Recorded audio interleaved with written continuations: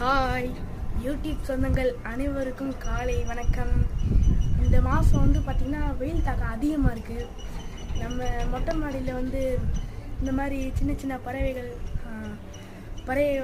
இந்த மாதிரி அவங்களுக்குலாம் தண்ணி கிடைக்காம ரொம்ப கஷ்டப்பட்டாங்கன்னா அவங்க வீட்டுக்கு முன்னாடி இந்த மாதிரி கொஞ்சமாக ஒரு டப்பாவில் கொஞ்சமாக தண்ணி ஊற்றி வச்சுக்கோங்க. உங்களால் முடிஞ்சு நீங்கள் தண்ணி வைக்கலாம்.